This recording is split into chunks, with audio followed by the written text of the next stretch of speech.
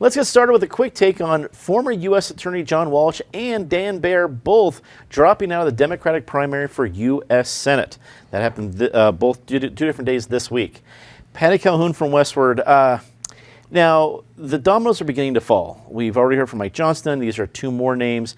Andrew Romanoff is one of the bigger names, I guess, along with other state legislators like Angela Williams. But are we beginning to see all the dominoes fall in letting Hickenlooper be the only Democrat standing in the primary? I do not think every domino is going to fall. Angela Williams, I'll be really surprised, and she was the one who said this is not a coronation. Not only did Dan Baer and John Walsh both drop out, but they also both endorsed Hickenlooper, which shows that there is some still kumbaya going on in the Democratic Party, or at least the National Democratic Party knows how to sweeten the pot a little bit. Indeed. Krista Kafer, columnist of the Denver Post. It's great to have you back.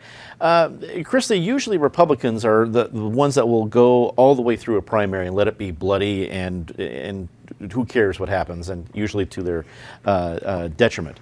Do you think Hickenlooper will be able to avoid a bloody primary with some of these larger names coming out of the race? Let's hope not. I hope that he has the bloodiest of primaries. And here's why. You know, Andrew Romanoff has been pushed aside before. He's lost some elections. I think he's ready to win and he's ready to fight. So I think at least he and others are going to stick in. And as long as they're staying in the race, there is a good chance that Cory Gardner will emerge victorious come November 2020.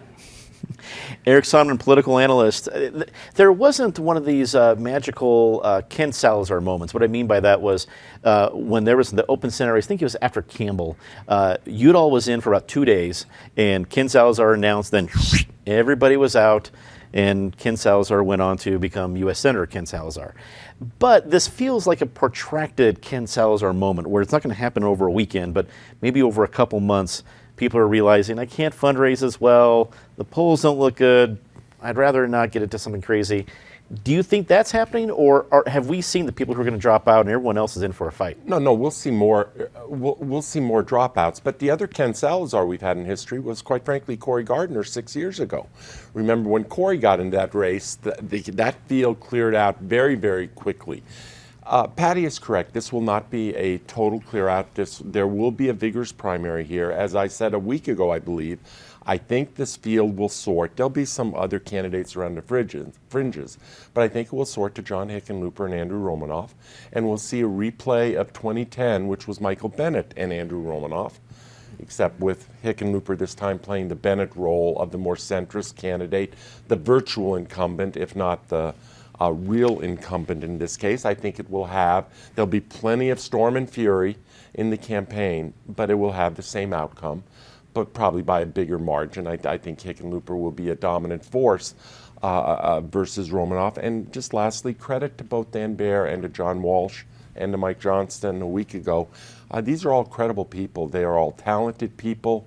There's a part of me that regrets that Hickenlooper is sort of bigfooting it in here. Politics is not beanbags, and it's not for the sentimental. I'm a realist. But the state's being deprived of what could have been a really interesting, vigorous, next generation kind of choice. It's not being a next generation deal. And a new face of the CIO table, great to have you, Wendy Howell, Deputy Director of the Colorado Working Families Party. Wendy, there is a conversation between some of the progressive wing of the Democratic Party. We also have John Hickenlooper being called a moderate, and then some people may say he's not so moderate, but at least in this race he is. Do you think we're seeing a setup of a moderate versus progressive wings of the party and Democratic Party fight coming in 2020? Oh, I think there's more wings than just those two in play here.